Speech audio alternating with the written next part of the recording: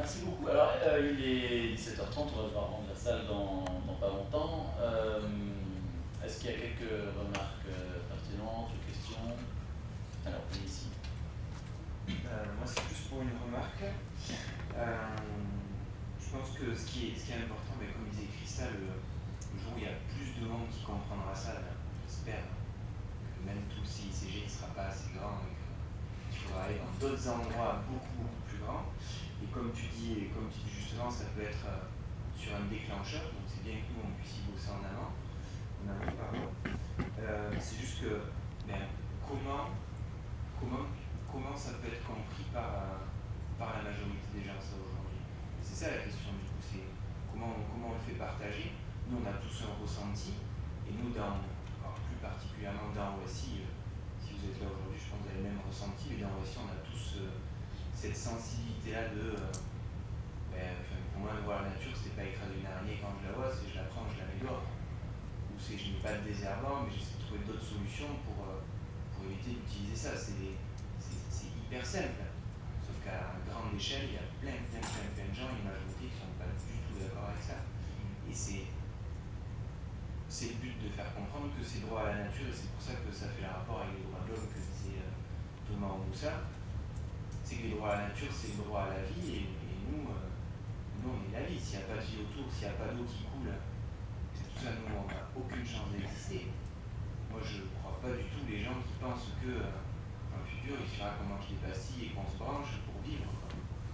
Voilà, et ça, c'est un concept que beaucoup de gens pensent, voire aiment, mais que je considère complètement farfelu. C'est beau puisque c'est enregistré. Merci. Il y a quelque chose que j'aimerais ajouter, parce qu'en fait, cet après-midi, nous avons parlé dans une langue de langue. Moi, j'ai travaillé un quart de siècle avec, maintenant, c'est 24 langues. Et je parle une autre dans une partie du monde. Je travaille dans un contexte, je donne des présentations aux traducteurs, terminologues. Je m'intéresse beaucoup à la terminologie et à la traduction. Et pour moi, une question qui est très importante, c'est la terminologie. Si je parle d'une adhésion de Nouvelle-État, par exemple la Croatie récemment, je sais, parce que je connais les gens, ils ont eu un sacré boulot pour créer des mots, pour reproduire le langage européen en croate. Et ça se reproduit chaque fois. Donc nous sommes dans un domaine ici où on veut ouvrir un nouveau discours. On a de nouveaux concepts, de nouveaux mots, et je pense qu'on a appris quelques-uns cet après-midi. Et ça commence dans une langue, mais dans un contexte européen, il faut reproduire les concepts dans 24 langues. Et on sait qu'il y a certains pays qui ensemble une langue, et parfois il y a des nuances de différence comme ça. Donc, moi, un élément qui est important, quand on parle au traducteur, par exemple, on parle langage. Moi, j'ai découvert qu'on peut utiliser le langage pour véhiculer des idées de base. C'est un peu aller à côté, c'est une façon d'introduire à un autre public des idées de base à travers le langage. On apprend l'espagnol, on apprend le français, on apprend l'anglais, mais on parle de quoi? On peut parler de shopping ou quoi, mais aussi on peut parler aussi des droits de nature et introduire les notions. Et ça oblige à réfléchir. Comment est-ce qu'on dit ça? Je ne sais pas, on n'a pas le mot. Il faut créer le mot. Donc pour moi, il y a tout un travail là qui est très important. Et c'est quelque chose que nous devons faire pour cette initiative. Parce qu'on va commencer dans une langue et on peut reproduire en 2, 3 langues comme ça. Mais pour l'anglais, désolé, je ne connais pas. Et c'est compliqué. Donc il faut avoir des collègues venus d'autres pays qui comprennent le discours, qui comprennent les notions, qui peuvent générer une terminologie qu'on peut utiliser par la suite pour créer cette initiative. Donc pour moi c'est un élément clé que j'aimerais signaler ici parce que la Suisse est multilingue. Merci. Merci beaucoup. Alors, maintenant, il y a tout un tas de questions très concrètes qui se présente à nous. Le gros avantage de cette deuxième session, un an plus tard, c'est que en fait, on a eu effectivement du vocabulaire supplémentaire de la part de l'Équateur. Et puis la présentation sur le how-to européen. Et alors,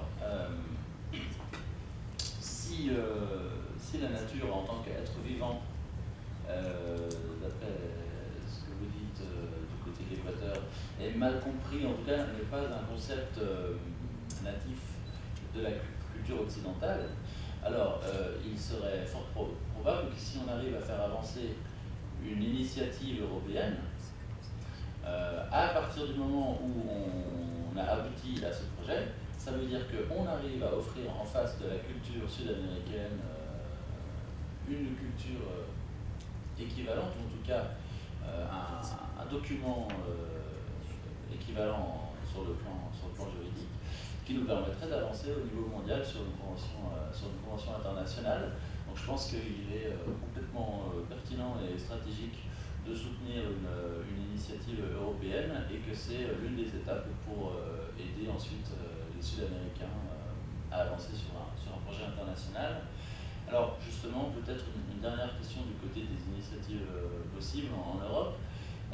Parmi les différentes possibilités, il y avait la charte, il y avait des chartes européennes, il y avait des directives européennes. Est-ce que là, tout de suite, on aurait déjà une idée de quelle serait la meilleure solution à demander entre une charte ou une directive? Je vous donne ma réponse personnelle, c'est que, comme disait Winnie the Pooh, Winnie Moussin, tu aimes le gâteau, tu aimes le miel, et oui, j'aime les deux. Et moi, on essaie les deux. Moi, parce que les deux vont ensemble. On sait que la Commission ne peut pas agir au niveau d'un charte. Mais on est là pour poser des idées, et on fait un petit document, et on a un annexe, et je dis, voilà, on aimerait avoir ça, si on pouvait. Mais on sait bien qu'on ne peut pas l'avoir, mais quand même, il est là. Mais ce que nous proposons effectivement, parce qu'on sait que ça rentre dans le cadre de l'initiative, c'est ça, un petit projet qui serait assez simple, parce qu'on sait qu'il faut le travailler. Et comme ça, on peut avoir les deux. C'est mon approche de titre personnel. Très bien, merci beaucoup. Est-ce que parmi les intervenants, présentateurs, quelqu'un veut encore ajouter quelque chose? Oui, alors allez-y. Oui, bon, je voudrais vous remercier pour l'invitation encore. Et je vais vous être sincère. Quand on a commencé la session, j'étais un petit peu déçu qu'on n'a pas eu la possibilité d'avoir plus des publics. Mais après, je crois que ce que Christ a dit est très important. Et ça n'importe pas. Parce qu'aujourd'hui, avec la connaissance de l'initiative européenne, et nous savons qu'il y a des personnes ici à l'Europe qui représentent la société civile et qui ont un plan spécifique et très clair pour arriver aux autorités nécessaires pour au moins essayer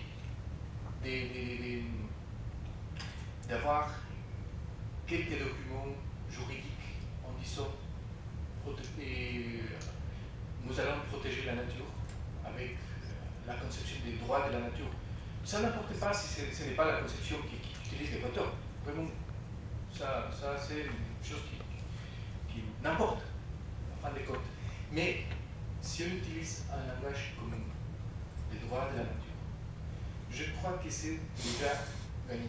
Pour moi, c'est déjà gagné parce que pour moi, comme je suis un représentant du gouvernement, je dois reporter ça et je vais dire aux autorités de mon gouvernement, bon, connaissez qu'il y a des personnes en Europe qui vont essayer de faire ça. Peut-être laisser arriver à bon port, jusqu'à voir que ce sera le cas. Si ce n'est pas le cas, on doit encore essayer.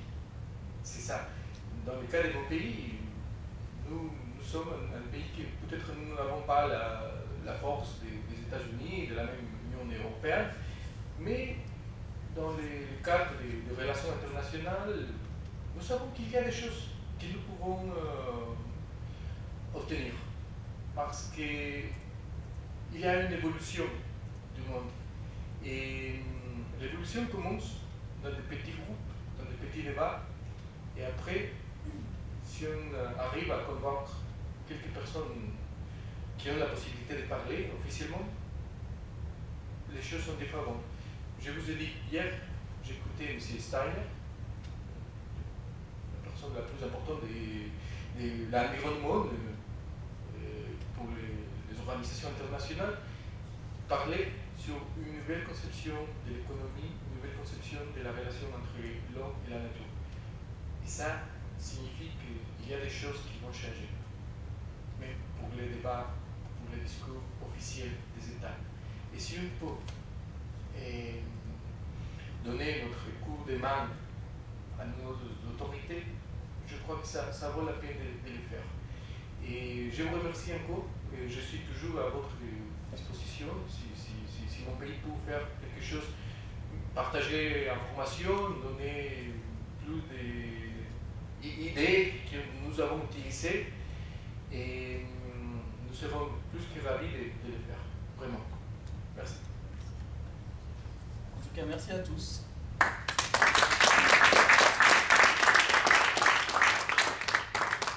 Voilà, c'est fini pour la séance d'aujourd'hui. Deuxième et pas dernière, bien au contraire, il y en aura d'autres séances, peut-être même avant dans un an, puisque dans un an nous referons une séance dans le cadre du Forum de Genève qui a lieu chaque année.